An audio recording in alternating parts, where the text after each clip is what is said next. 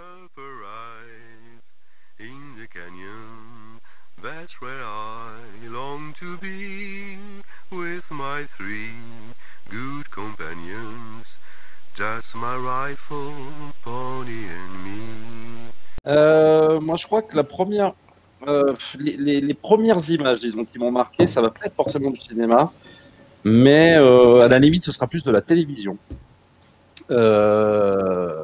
Et c'est plus, j'ai envie de te dire, les émissions pour enfants. Alors peut-être que tu as connu, du genre L'île aux enfants, Oui. Casimir, toutes ces choses-là.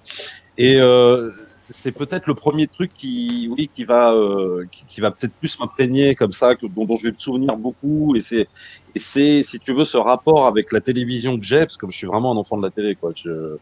J'ai toujours regardé beaucoup les émissions télé. Et à la limite, c'est peut-être ce qui va le plus m'imprégner, c'est-à-dire ce dont je vais vraiment me souvenir, ce rapport en fait dans l'émission où tu as cette espèce de monstre en fait tout orange qui était en même temps fascinant pour les enfants, mais en même temps qui faisait peur. Voilà, moi c'est ça dont je vais me souvenir, tu vois, par exemple. Et donc, pardon. Ouais. Ah, vas-y, dis. Et en fait, c'était donc une image qui te terrifiait, qui t'intriguait. Ouais. C'était C'est quelque chose qui parfois, tu sais, ces émissions avec des marionnettes partout, quand tu as 2 ans, 3 ans, il y a toujours quelque chose d'un peu effrayant, alors que c'est pour les enfants. Tu vois, c'est des trucs, voilà, ces espèces de grands monstres comme ça. Alors, en plus, quand tu as 2, 3 ans, tu ne doutes pas, enfin, tu sais pas vraiment qu'il y a quelqu'un derrière, enfin, dedans, tu vois, t'imagines vraiment que c'est un vrai truc et tout.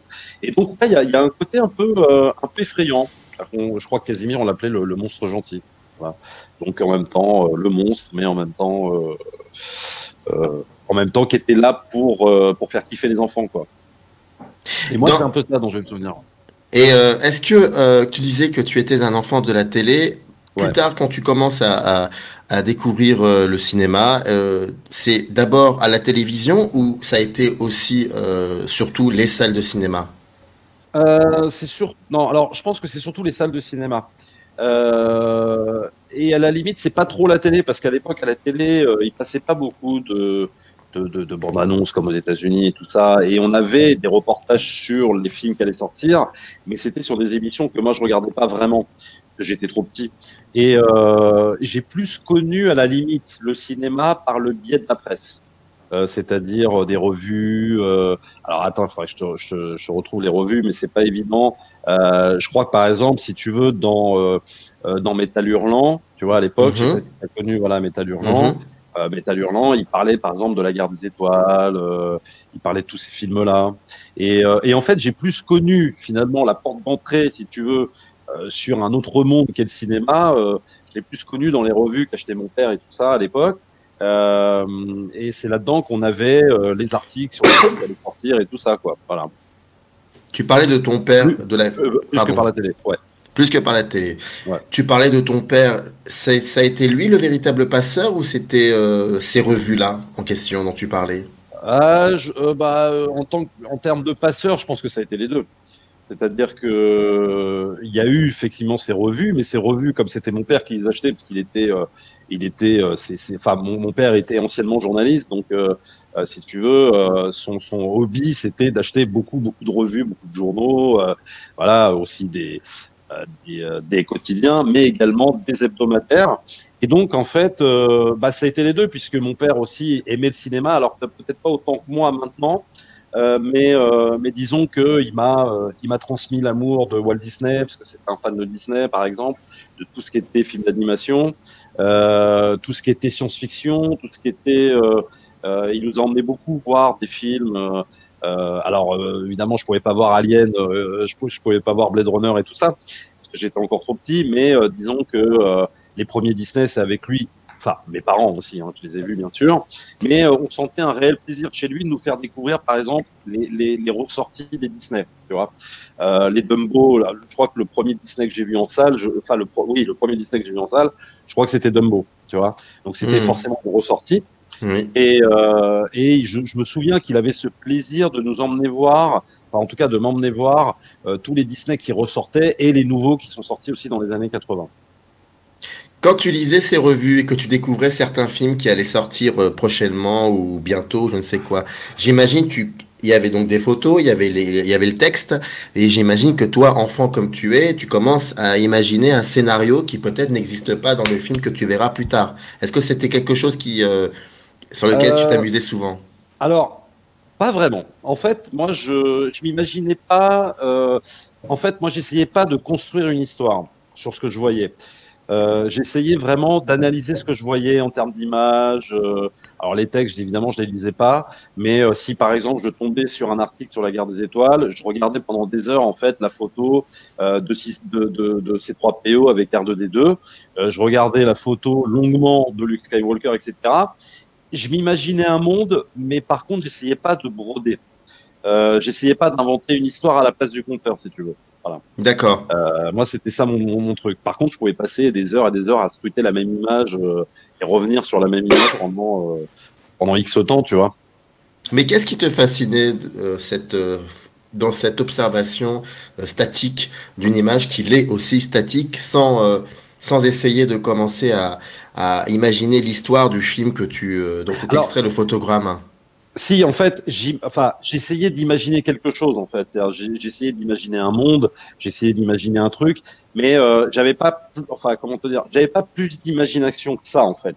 D'accord. Mais si tu veux, c'était l'iconographie, c'était Ouais. voilà, tout ce que ça représentait. Je me disais, tiens, qu'est-ce que c'est que ça qu'est-ce que c'est que ces robots? Qu'est-ce que ça peut représenter? En fait, je me posais plus de questions que j'essayais en fait de compléter peut-être l'histoire du créateur, tu vois. C'était ça D'accord. mon truc, quoi. Et on était aidé quand même aussi, alors, puisqu'on va un peu là-dedans, on était aidé quand même aussi à l'époque par ce qui s'appelait, peut-être que tu as connu ça aussi du coup, les livres disques. Oui. C'est-à-dire qu'on avait, voilà, on avait par exemple la guerre des étoiles racontée Mhm. sur 45 tours, sur 33 tours, etc., par Dominique Paturel, hein, donc pour être très Mhm. précis. Et donc on avait tout ça. Et donc, du coup, bah, ça nous facilitait un peu l'immersion dans un film qu'on n'avait pas encore vu, puisqu'on nous racontait l'histoire, on avait les bruitages, on avait tout ça. Donc, c'était aussi un complément euh, de ce qu'on voyait dans la presse. Voilà. Est-ce que le sentiment que tu avais euh, lorsqu'il fallait attendre la sortie, tu es un enfant des années 80, donc Je suis né en 73, ouais. Ouais, ouais, voilà, donc c'est à peu près ça. ouais. Est-ce que cette sensation-là d'attendre le film avec impatience, en l'occurrence, on va prendre comme exemple par exemple, Le Retour du Jedi, par exemple, qui est plutôt un film qui est un peu notre contemporain, parce que si La Guerre des Étoiles, c'est plus ancien. Est-ce que cette sensation-là, tu la retrouves Oui. aujourd'hui? C'est-à-dire quand Cette, c'est. Attends, excuse-moi, j'ai cette, pas bien compris la question. En fait, quand tu attendais un film enfant comme Le Retour du Ouais. Jedi ou je ne sais pas moi Les Dents de la Mer numéro 4 ou je sais pas, je dis ça comme Oui, ça. oui, Et est-ce que donc il y avait une espèce d'adrénaline? Est-ce que oui. cette même adrénaline tu la ressens encore aujourd'hui face à des films contemporains? Bah, ça dépend. Plus beaucoup, parce que bah, il y a de moins en moins de projets qui m'excitent, en fait. De moins en moins de blockbusters qui me fascinent. Euh, je crois que peut-être la dernière fois que j'ai ressenti une grosse adrénaline comme ça, euh, je sais pas, ça devait être pour Avatar, donc qui remonte à Oui, 2009. Et encore, j'étais même pas sûr parce que je m'étais pas beaucoup renseigné sur le projet Avatar et donc du coup, j'y suis allé un peu comme ça en me disant tiens bon j'espère que ça va être bien, mais j'avais pas cette adrénaline comme quand j'allais voir Le Retour du Jedi ou Indiana Jones et le Temple maudit. Non, j'avais pas le même truc. Mais peut-être qu'il y a eu aussi une part de euh, une part de on a grandi et peut-être qu'on est du coup beaucoup moins enthousiaste. En tout cas, on a beaucoup plus peur de la déception que quand on est gamin, je crois qu'on s'en fout complètement en fait. On a envie de voir un film qui va nous transporter et ça s'arrête là quoi. Je crois que quand on grandit et quand on a des exigences de cinéma, bah, ça devient un peu plus compliqué d'être aussi enthousiaste que quand on était gamin quoi. D'avoir cet œil tellement naïf, neuf. Ça malheureusement, je crois qu'on l'a moins quand même. Ah, Le cinéma, très vite, la radio l'a questionné dans les années 60, 70. On pense par exemple surtout à Le Masque et la Plume, par exemple, pour ne citer que cette émission-là. Et puis il y a eu l'émission de Serge Danet dans les années 80, Claude Jean-Philippe, etc. Les années 80, c'est surtout la télé. Et t'as le Oui, ciné-cinéma, tu as l'émission avec Pierre Tiernia, t'as oui. Signal de l'autre temps, tout ça, et t'as la dernière séance, t'as le cinéma de minuit, tout ça. Est-ce que ça, c'est quelque chose qui t'a, pour dire, qui t'intéressait à cette période-là? Complètement. C'est-à-dire là, c'est vraiment, pour moi, c'était le summum de ce que pouvait proposer de mieux la télévision. C'est-à-dire que on avait, comme tu dis, tu as rappelé ciné-cinéma. Alors, ciné-cinéma, moi, quand j'étais gamin, je le regardais beaucoup moins parce que c'était axé plus sur tu vois, des séquences comme ça, très brutes, d'interviews sans cut, un peu comme tu fais là, en fait. C'était assez fascinant parce que c'était, pour une fois, ciné-cinéma, il n'y avait pas, enfin, il y avait quelqu'un qui interviewait, mais déjà, tu ne le voyais pas. Et il n'y avait jamais de coupe, c'était comme ça, en one shot, et ça y est, c'est parti. Et donc, il y avait des réalisateurs que moi, je connaissais pas forcément, parce que c'était beaucoup de réalisateurs français, qui faisaient beaucoup de films hyper intéressants, hein, bien sûr, mais des films d'auteur, beaucoup de films comme ça. Et en fait, c'est une émission que je regardais moins, parce que c'était moins axé grand public, ciné-cinéma. Je l'ai découvert bien plus tard et j'ai même acheté le coffret il n'y a pas si longtemps que ça d'ailleurs. Hein, Ouais. cinéma, je pense que tu dois l'avoir, qui est absolument passionnant, qui regroupe, tu sais, les meilleures séquences de l'émission. Moi, je me le suis avalé au moins 2 fois le machin. Enfin, c'est vraiment dingue tout ce que tu peux apprendre. Mais par contre, Mardi Cinéma était beaucoup plus axé grand public. Avec les nouvelles sorties des films, je sais pas moi, de Claude Zidi, de Francis Weber, La Chèvre, etc. Tu parlais également de la dernière séance. Alors, la Oui. dernière séance, pareil, c'est mon père qui me l'a fait connaître, bien évidemment. Donc, en ce sens, oui, il a été aussi un passeur. C'est-à-dire qu'en gros, il a réussi enfin, ce qui était fort avec la dernière séance, c'est que il réussissait, si tu veux, à faire brancher des enfants des années 80, sur des films des années 40, 50, 60. Et c'était la force de l'émission, quoi. D'arriver comme ça à nous transmettre un amour du cinéma pour un cinéma pas, pour nous paraissait déjà un petit peu vieux, tu vois. Ça veut pas, c'est pas péjoratif, hein, ça veut pas dire que c'était nul et tout ça, mais pour nous, enfants des années 80, avec les effets spéciaux, les machins, avec George Lucas, avec Steven Spielberg, si tu veux voir des films de Otto Preminger, c'était un peu plus, ça faisait un peu vieux. Mais la dernière séance, il y avait tellement cet amour du cinéma transmis qu'on regardait les yeux ébahis. Moi, je me souviens, j'ai passé des heures avec mon père à regarder la dernière séance, quoi, hein. C'était vraiment une des meilleures émissions de cinéma en France, en tout cas à cette époque-là. Ouais.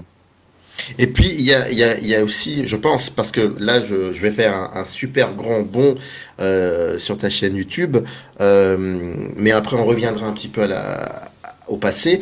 Il y a aussi dans la dernière séance, si je me trompe pas, c'est surtout le cinéma américain qui est questionné dans la Oui, dernière séance. complètement. Et en voyant en découvrant tes vidéos, sauf erreur de ma part, mais le cinéma américain est un cinéma pour lequel tu es très sensible, peut-être même le cinéma qui te regarde, quoi. C'est le cinéma qui réussit à te regarder.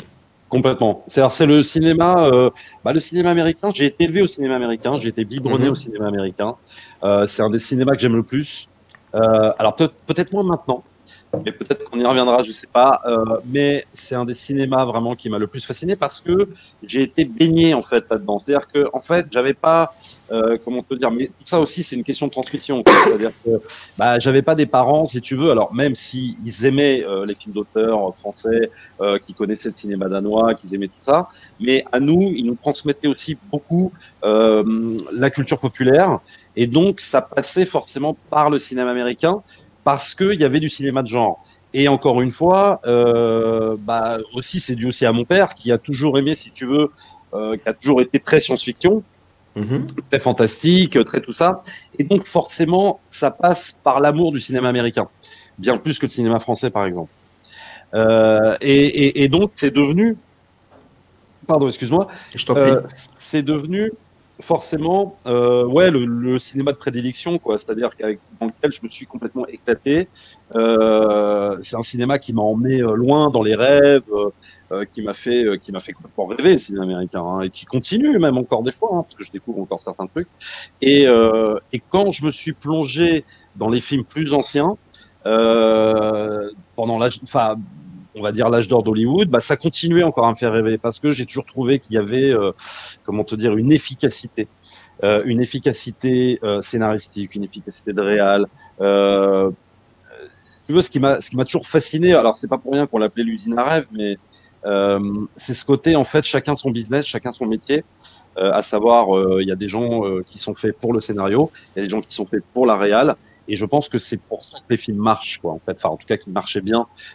C'est parce que chacun était un peu à sa place et que tous ces talents combinés faisaient que le cinéma hollywoodien, pendant des années et des années, a fasciné la terre entière, quoi. Mais je pense que c'est un peu logique parce que il y a aussi cette volonté de faire de l'entertainment pur et tout ça. Enfin bon, après, c'est tellement vague le cinéma américain, mais oui, c'est effectivement c'est mon domaine de prédilection. Ouais. Comme tu t'es permis d'ouvrir cette parenthèse, je vais essayer aussi de faire en sorte de ne pas la refermer tout de suite, à savoir quand tu me parles du fait qu'aujourd'hui le cinéma américain c'est peut-être pas le cinéma le plus, on va dire, jouissif. C'est à peu près ce que tu dis. Est-ce que c'est lié au fait que l'industrialisation dont tu évoquais avec Hollywood n'existe plus aujourd'hui et c'est ce qui fait que ça part dans tous les sens et que ça donne pas forcément un cinéma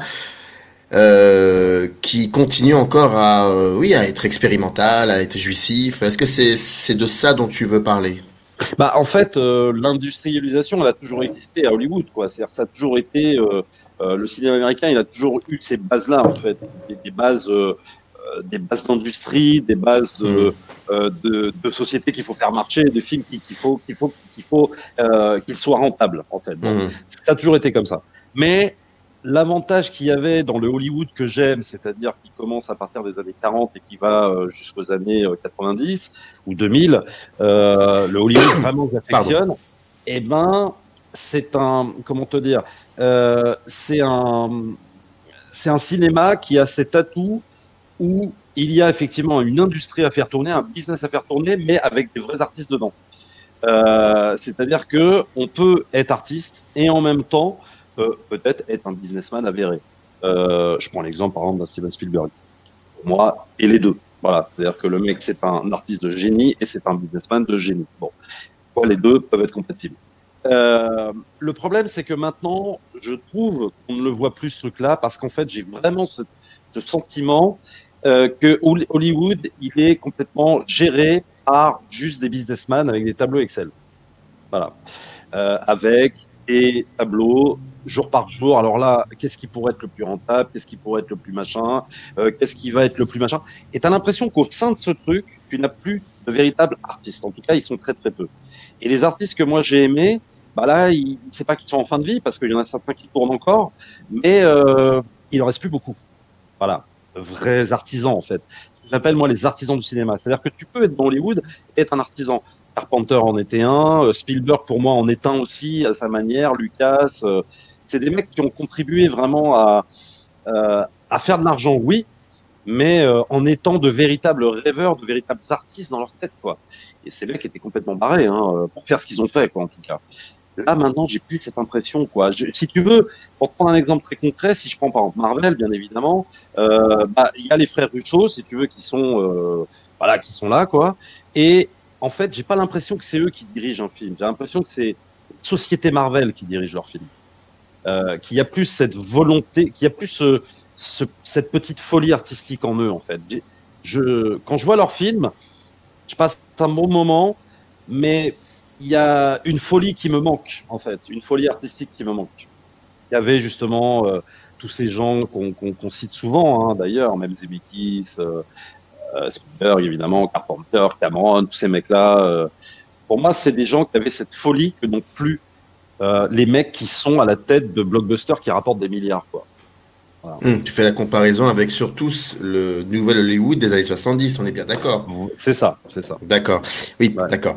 Je sens, je vois, et je l'avais déjà vu, mais là je le vois encore d'autant plus que c'est en direct, c'est-à-dire que je suis en face de toi, que tu as une aisance totale et pleine avec la parole, quoi, avec le verbe. Est-ce que ça, tu l'as eu très tôt? Je veux dire, tu vas voir un film au ciné. Ah bon? Tu veux dire les ans? Est-ce que j'ai été quand j'étais petit? Dès que tu es enfant, on peut avoir cette capacité Ah non. à être bavard. On parle bavard, non, pardon, excuse-moi, à Oui, oui, être, non, mais bien sûr, bien sûr. à vouloir beaucoup, énormément parler du film qu'on vient de voir parce que c'est important de refaire le film, quoi. Non, non, non, pas du tout. Non, quand j'étais petit, j'étais même assez introverti. J'étais pas comme maintenant, en fait. Mais alors, ce qui était vrai, c'est que je parlais. J'étais très introverti d'ailleurs. Le cinéma me permettait de sortir un peu de cette côté introverti. Le cinéma me faisait parler, en gros. C'est-à-dire que quand mes parents sortaient de la salle de cinéma, ils me disaient alors qu'est-ce que t'en as pensé? Et là, je disais ah bah j'ai bien aimé. Puis après, j'essayais un peu de développer avec mes mots à moi et tout ça. Mais après sortie de ça, j'étais pas vraiment très très à l'aise. Et c'est autre chose qui m'a fait sortir un peu de ce côté introverti, c'est le théâtre, c'est d'avoir fait du théâtre. Alors là, par contre, c'est le meilleur des remèdes hein, pour justement si t'es trop introverti, ça te sort de ça parce que t'es obligé d'y aller, t'es obligé de te mettre devant un peu à nu devant plein de gens et ça c'est quelque chose qui m'a pas mal aidé, ouais. Ouais. Et le théâtre est devenu un élément aussi fondamental que le cinéma, ou ça a été une parenthèse? Non, ça a été une parenthèse. Ça a été une Ça a été une parenthèse. parenthèse? Ouais, ouais, parce que en fait, comédien, ça me plaisait pas vraiment. Ah, c'est pas que ça me plaisait pas, parce que j'ai fait 3 ans de théâtre et j'ai aimé le faire. J'étais avec plein de gens et tout, c'était super cool. J'ai vraiment vécu une expérience, mais c'était une parenthèse. Je savais quelque part que je voulais pas en faire mon métier de ça. C'est-à-dire le métier des acteurs, des machins, aller dans les soirées, tout ça, c'est pas trop mon truc. Mais par contre, je me suis toujours dit que peut-être ça pourrait me servir cette expérience théâtrale pour quelque chose. Mais je ne savais pas ce qu'était ce quelque chose en fait. Voilà. Mais du coup, ça m'a servi peut-être pour YouTube. Voilà, pour être peut-être plus à l'aise devant une caméra. Que si j'avais pas fait ça, je sais pas si j'aurais été très très à l'aise. D'ailleurs, on le voit dans tes vidéos. C'est rare que tu commences avec un générique. D'emblée, on attaque sur toi et Ouais. puis J'ai l'impression que, enfin, on sait qu'il y a il y a énormément de mise en scène dans le YouTube game entre parenthèses. Mais toi, j'ai cette impression que tu es là, que tu l'as dit pour le coup, sur une scène et que tu dois dire quelque chose en 5 minutes, voire en 10, voire en 20 et tu as une capacité comme ça à dire les choses, même quand tu es très énervé. D'ailleurs, c'est très intéressant ça parce que la première question qu'on peut se poser, Alors, juste il y en a pas beaucoup, il y en a pas beaucoup. Certes, il y en avait une ou deux où j'ai vu. alors, juste coupe, tout n'est pas non plus, comment te dire, tout n'est pas non plus en mode, enfin, quand je commence une vidéo, elle est hyper préparée. C'est-à-dire que, en fait, j'appuie pas sur rec et je blablate. Oui, oui, Je oui, bien répète sûr. souvent ce que je fais avant. Ouais. Oui, oui, non, mais je veux dire que même si on répète plusieurs fois, il y a une manière de dire les choses. Il n'y a pas Oui, beaucoup oui. de même si tu coupes, effectivement, ça se voit. Mais on le sent et c'est vrai que avant que tu me parles de théâtre, je n'avais pas soupçonné cela, mais en tout cas, je voyais que j'avais cette impression qu'effectivement, tu étais sur une scène et tu avais cette et puis même à la manière de te filmer aussi, tu n'es pas forcément en gros plan, mais plutôt en plan américain. Ouais. Encore une fois de plus, un lien Encore avec américain. c'est un cinéma que tu aimes tout Ouais. particulièrement. Avant d'en arriver à YouTube, parce que je trouve que c'est un moment important, en tout cas te concernant, bah si, quand même. En fait, il y a certaines vidéos que tu as faites avec le CCU, Ouais. inutile de les présenter. Il y a une vidéo très particulière où une question est posée, et d'ailleurs cette question j'ai l'impression qu'elle est tout le temps posée et qu'elle sera toujours posée, et je crois que tu as peut-être deviné, c'est le fameux mot légitimité. Ah. Ouais.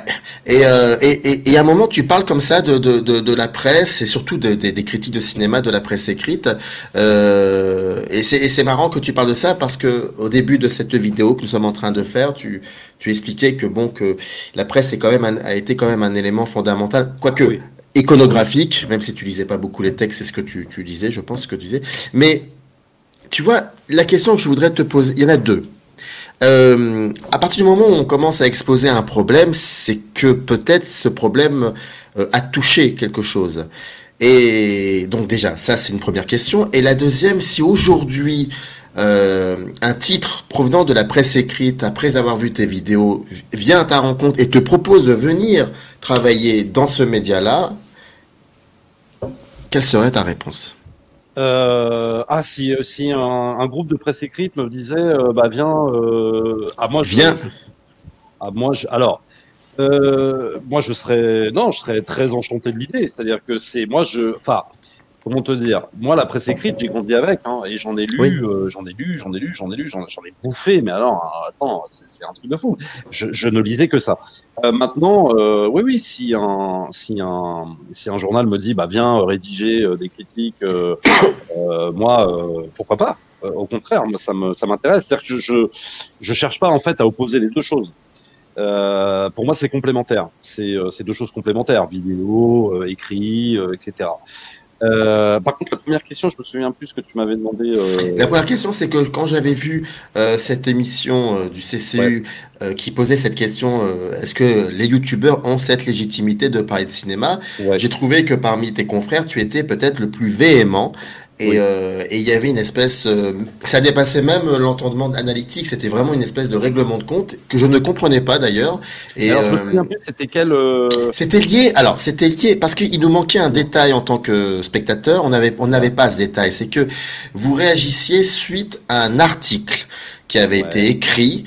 ouais, Problème, c'est que comme vous nommiez pas la personne ouais, et que vous ouais. nommiez pas l'article, j'étais incapable de savoir. Enfin, je voulais lire ce papier pour voir un peu ce qu'il en D'accord, était, mais je ne savais pas ce qu'il en était. Et vous réagissiez face à cet article ou dans d'accord. lequel je sais pas si c'est un journaliste ou un critique de cinéma, bah, Ouais. disait en gros que vous n'avez aucune légitimité.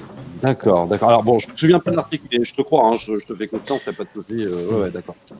Et, Ouais, et ça t'avait vraiment pris au corps, quoi, oui. et tu avais répondu de manière assez véhémente en disant que il va falloir que les gens acceptent que la presse écrite c'est plus comme avant et d'ailleurs c'est plus rien et que maintenant c'est nous. Alors, ouais. Alors, je reviens un peu là-dessus. D'accord. Euh, je pense que, je pense que peut-être quand j'avais dit ça, bon, moi, tu sais, des fois, bon, c'est vrai que j'ai un peu des emportements, des choses qui m'agacent, etc. Et puis des fois, ça dépasse un petit peu ma pensée. Euh, je suis très loin de penser que nous, on est l'avenir et que les autres, c'est le passé, etc. Parce que je considère qu'il faut faire avec les deux. C'est-à-dire en même temps avec YouTube et en même temps avec la presse écrite. C'est très important. Parce que peut-être que dans un article, tu as plus le temps de pouvoir peut-être peu mieux développer ta critique d'un film, etc.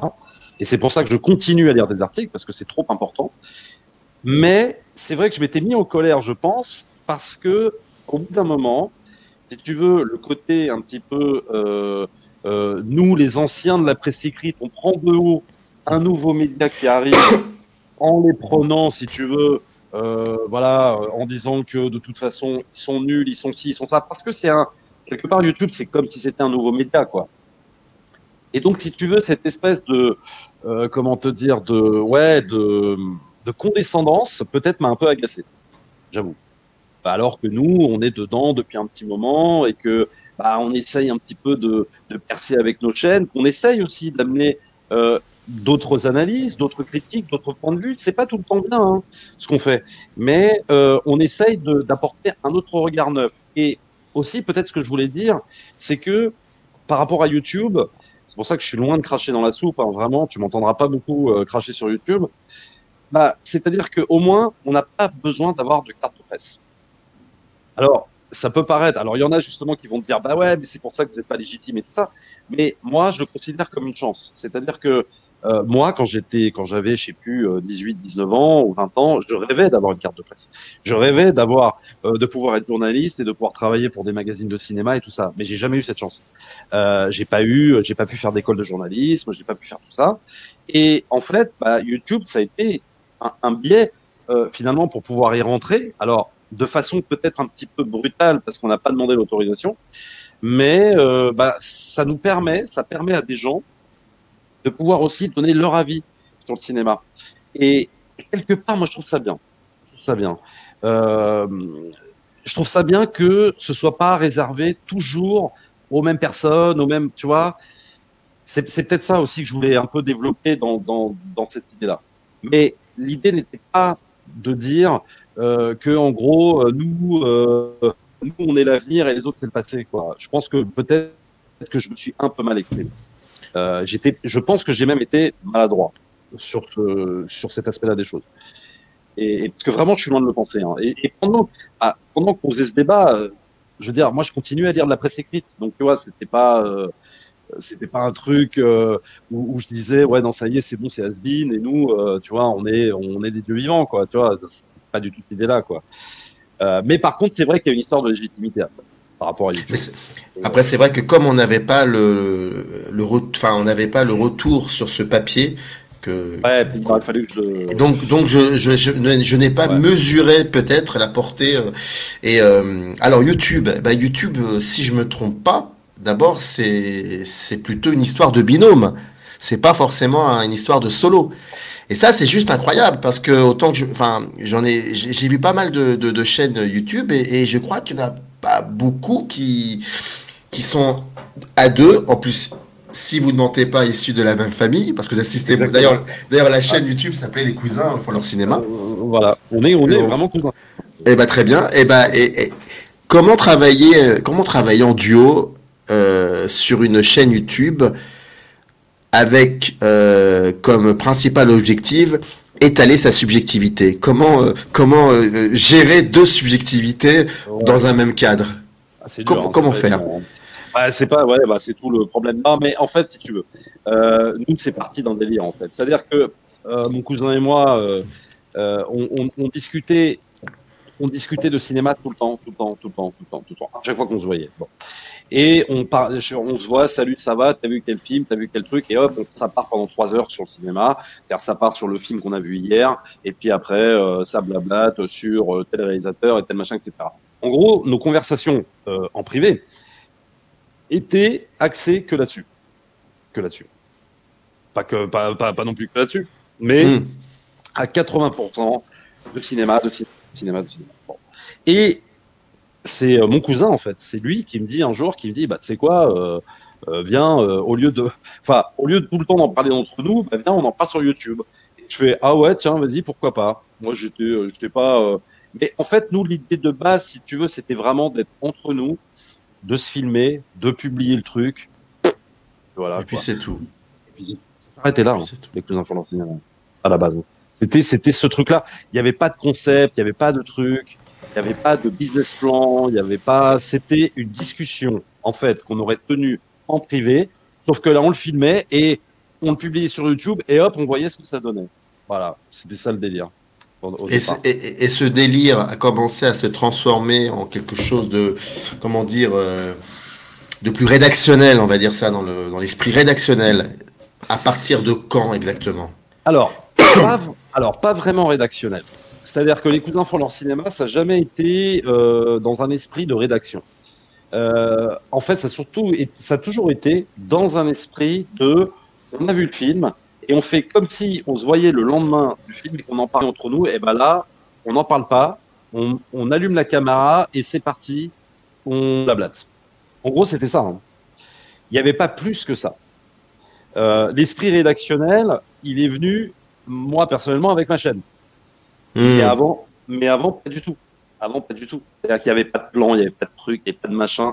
Même sur des vidéos, on a fait beaucoup de vues. Hein. Je pense, par exemple, à celle sur Star Wars 8, enfin l'épisode 8. Il n'y avait aucun plan. C'est-à-dire que si c'était passé, par exemple, à cet exemple, sur cette vidéo, on a vu le film, on s'est appelé au téléphone, Alors, qu'est-ce que t'en as pensé? T'as aimé, pas aimé, etc. On en a débattu, je sais pas, peut-être pendant une demi-heure.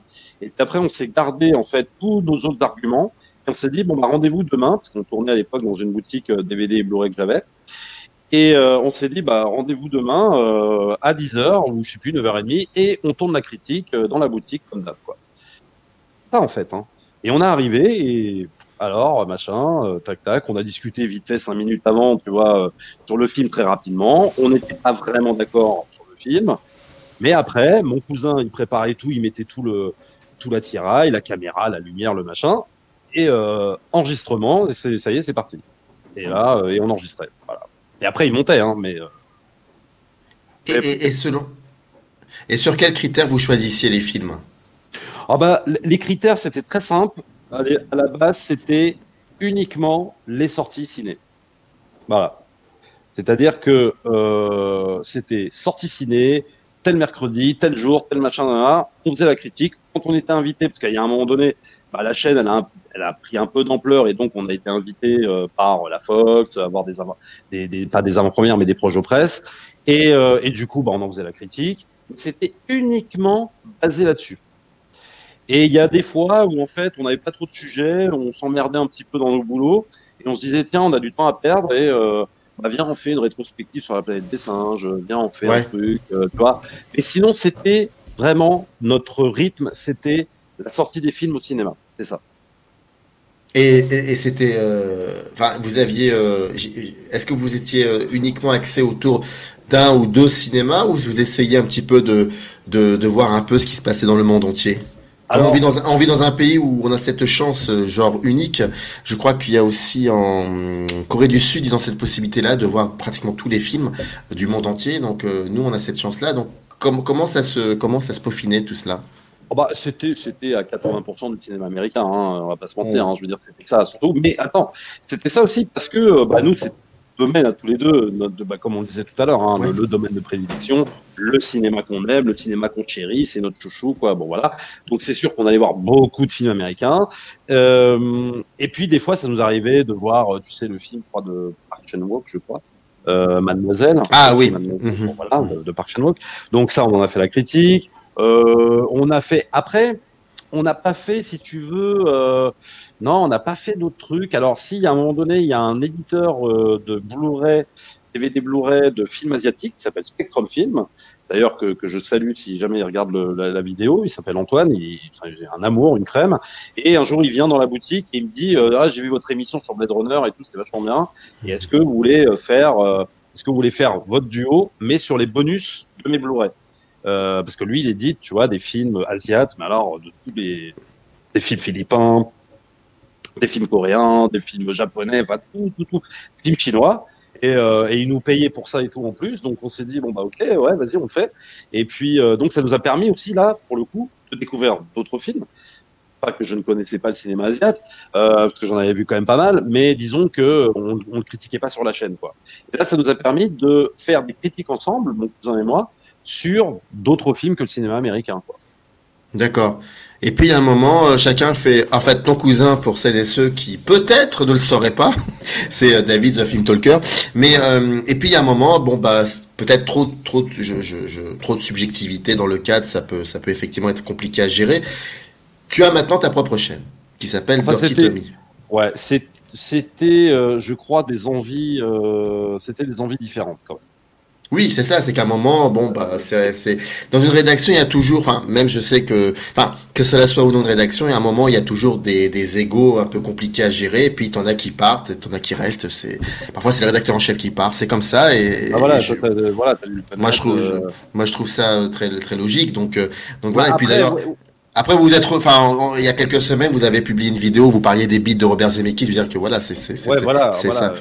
Après, il y a ça, mais moi, j'avais d'autres envies, lui avait Oui, d'autres envies aussi, et c'est vrai que, bon, ouais, à un moment, ça a été compliqué. C'est-à-dire que moi, en fait, pour te résumer le truc, moi, j'avais envie peut-être de plus faire de séries.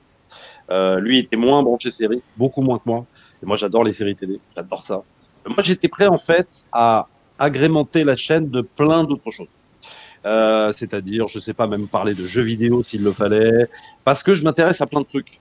Je m'intéresse pas qu'au cinéma. C'est-à-dire que oui, le domaine que je connais peut-être un peu le mieux, c'est le cinéma, mais j'adore m'intéresser à d'autres trucs que je connais moins, et pourquoi pas en parler, machin, enfin, bon. Mais lui, c'était pas trop son délire, quoi, donc. Et cette chaîne Dirty Tommy qui existe depuis, si je me trompe pas, depuis 2016, 2000... Non, non, non, non, non, elle existe depuis, attends, on est en 2021, eh bien, elle existe depuis 2017, non, 2018. Oh, tu sais quoi, les dates, moi, je suis nul dans les dates. Mais normalement, ouais, je crois que c'est, bah, attends, Ah bah je c'était pensais 2016, mais je me suis trompé, non, pardon. non, non, non, non, non, c'était bien après. 2018, je crois, hein. Je vais sur les 2 ans non, je vais sur les 3 ans de la chaîne en 2021, normalement. Si D'accord. je ne me trompe pas. Ouais. Et Ouais. tout, donc quand tu commences à créer cette chaîne, d'ailleurs, ce qui est très drôle, c'est que le logo où l'on te voit, on a dû te le dire peut-être 1 milliard de fois que tu ressemblais incroyablement à Woody Harrelson. Oui, bah oui. Je pense, je pense d'ailleurs. Et non, en fait, ce que la question est très simple, c'est que bon, maintenant tu n'es plus en duo, mais tu es seul. Et donc, est-ce que tout de suite tu as trouvé ta vitesse de croisière? Non. Non, non, non, pas du tout. Pas du tout.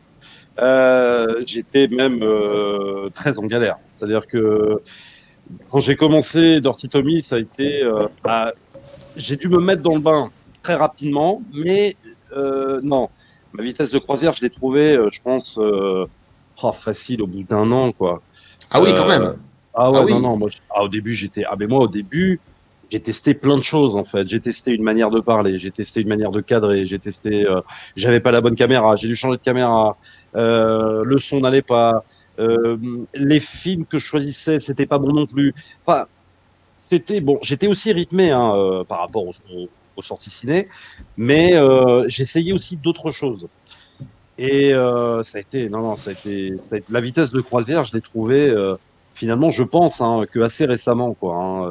Hein. Moi, je pense que ma vitesse de croisière, je l'ai trouvée peut-être fin 2019, début 2020, quoi. Tu vois, c'est-à-dire au bout de ouais, facile plus d'un an de chaîne, quoi.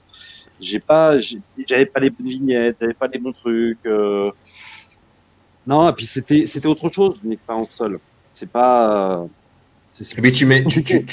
tu mets la main dans le cambouis parce que si j'ai bien compris, c'était ton cousin qui s'occupait du setup, qui s'occupait de tout ça. Et voilà, Et là, il et faut y aller, voilà, quoi. il faut y aller. Et moi, je n'avais aucune notion de montage. Je n'avais aucune notion de réal, de rien du tout. Enfin, la réal, enfin, si tu veux, voilà, les plans, les machins. Si tu veux, Ouais. la lumière, je ne savais pas la régler. Le montage, je ne savais rien du montage.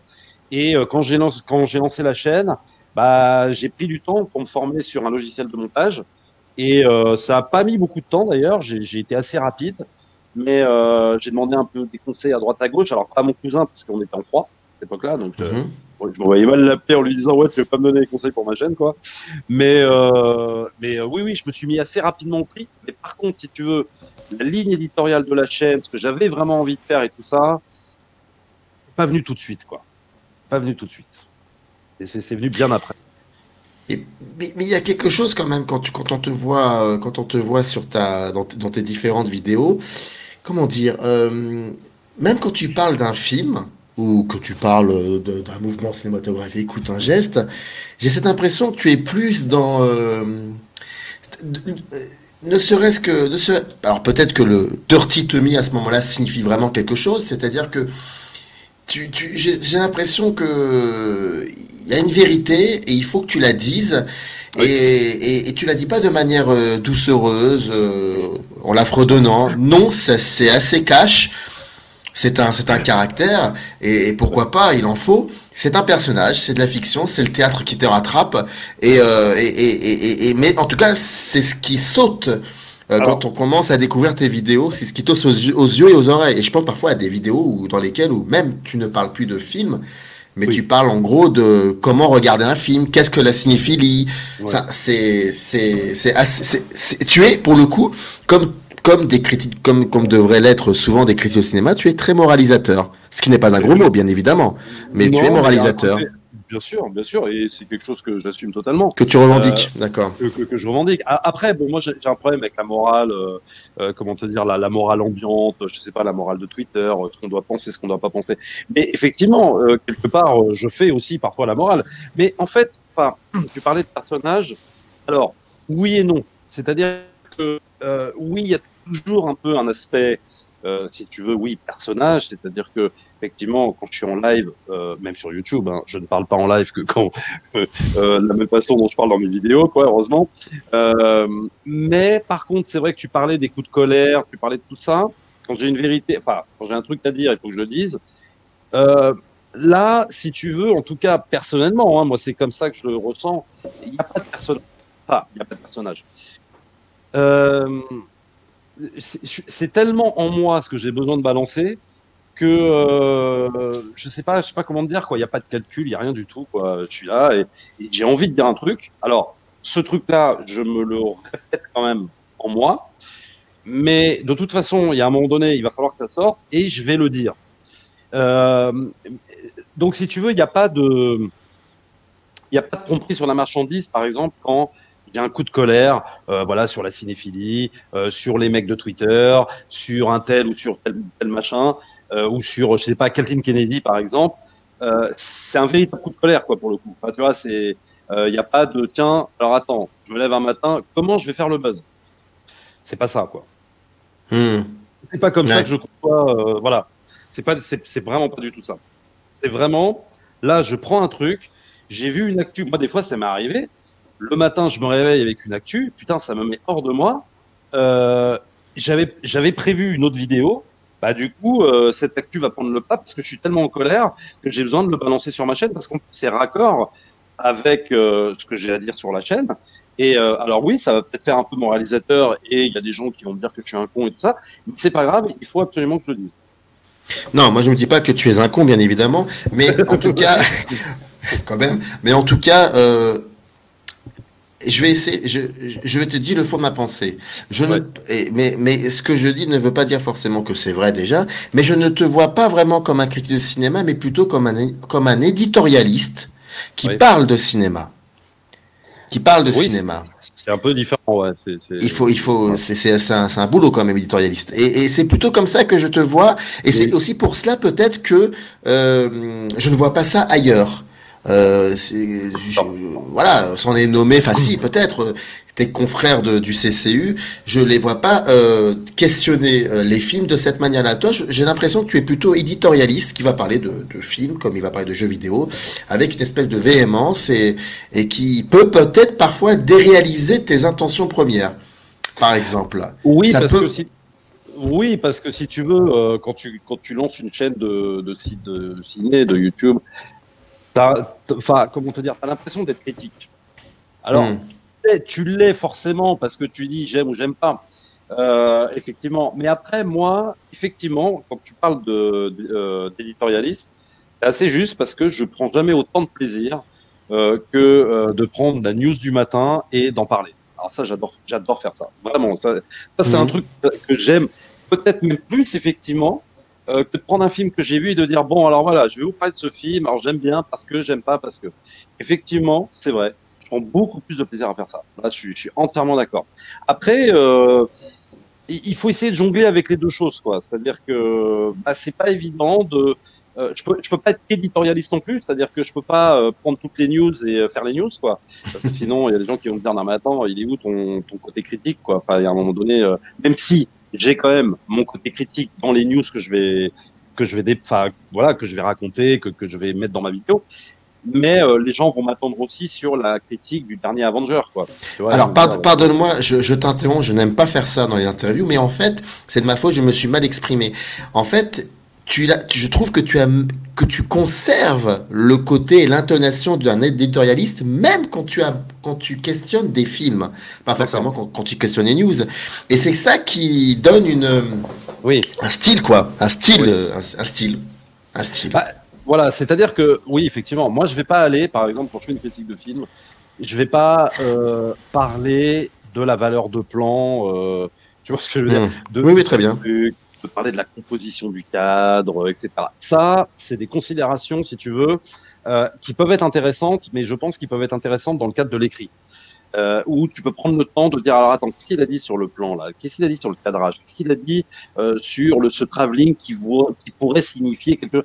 Ah, je trouve ça plus intéressant dans la presse écrite parce que tu peux y revenir, parce que tu peux le penser, alors que la vidéo, il y a quelque chose de très brut et commencer à parler, si tu veux, de cadrage, de trucs hyper techniques. Moi, ça va beaucoup moins m'intéresser, c'est vrai. Et je pense que même si c'était quelque chose que je maîtrisais totalement, je suis pas sûr que ça intéresserait tant que ça. Pour moi, une vidéo, ça doit être. Alors après, c'est parce que c'est moi qui le pense comme ça. Hein. Je dis pas. Après, il y a peut-être des collègues qui sont plus dans la technique et que ça plaît, et tant mieux. Hein. Mais moi, si tu veux, c'est un côté. Euh, comment te dire, moi, il faut qu'il y ait vraiment quelque chose de vivant. Que ça fasse pas trop prof de fac, parce que j'ai très peur. J'ai tout le temps très peur de ça. Tu sais, de faire un peu tout de suite très en l'emphase et être un peu en mode professeur et tout ça. Et ça, j'ai pas envie de ça parce que c'est pas le but. Le but, c'est de donner envie de voir des films ou pas envie de voir des films, de provoquer des réactions, de provoquer une polémique ou pas de polémique, mais de véhiculer quelque chose de simple. Pour moi, le cinéma, c'est simple, c'est pas compliqué. C'est des émotions, c'est quelque chose de brut que tu ressens en toi ou tu le ressens pas, quoi. Voilà. Oui, tu paraphrases plus ou moins Samuel Fuller dans Pierrot le Fou. Qu'est-ce que le cinéma? C'est de l'émotion, de l'émotion, de l'émotion, quoi. Mais pour moi, c'est ça, c'est la base de ça. Si tu commences, tu peux le théoriser, hein, tu peux, moi, ça m'est arrivé, hein, de dire, oui, alors tel film, ça représente ça, ça veut dire ça, même sur des films que j'avais pas vraiment aimés. Mais quelque part, je ressens pas, enfin, ouais, pour moi, c'est vraiment, vraiment, vraiment de l'émotion, mais de l'émotion, ouais, c'est quelque chose de brutal, le cinéma. C'est pas, il y a quelque chose d'un peu inconscient là-dedans. Enfin, il y a pas quelque chose de rationnel.